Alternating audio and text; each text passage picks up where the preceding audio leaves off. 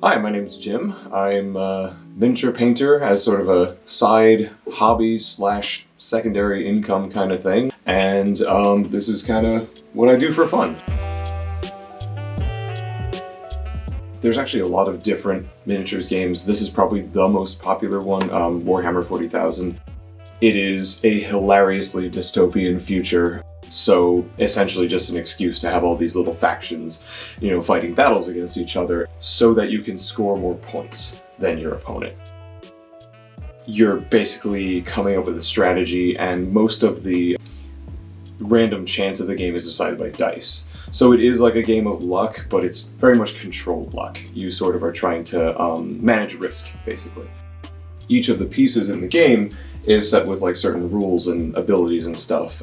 And so you sort of collect pieces based on, the aesthetics that you like, but also sometimes it's like, oh, my army needs more speed, so I'm going to get this fast unit or whatever. And you sort of are able to express like a unique identity in how you paint stuff, but also how you play. It sort of echoes your personality a little bit.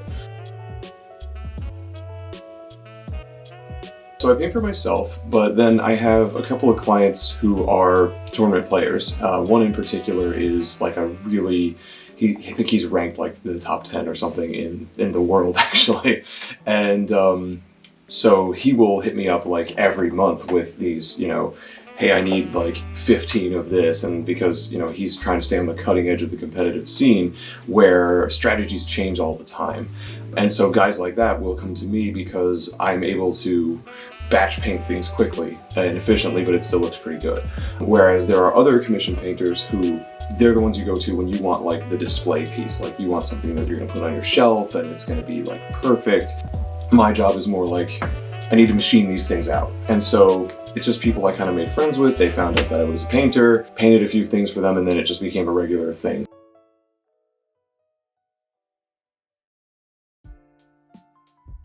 All right, the process. Everything comes in these little sprues here. They're these kind of plastic frames with all the pieces of the models, and probably the most daunting step is just getting the plastic off the sprues and cleaning it up. So I've got my little clippers, I kind of, cut them off of here. And from there comes the assembly part, usually some kind of like plastic cement glue sort of thing. Some models are made out of materials you will get every now and again, like resin models are really common now with 3D printers.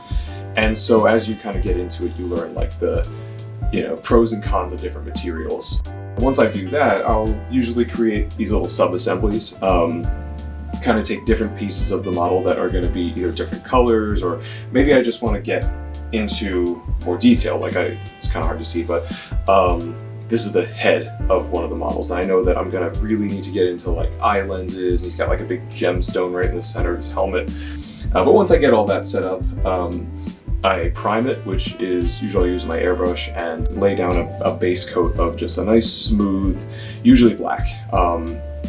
So that way I can see where all my shadows are going to be. I can kind of start to plan it from there. And I'll usually from there do base coats, which are essentially just like a layer that's going to be like my main color.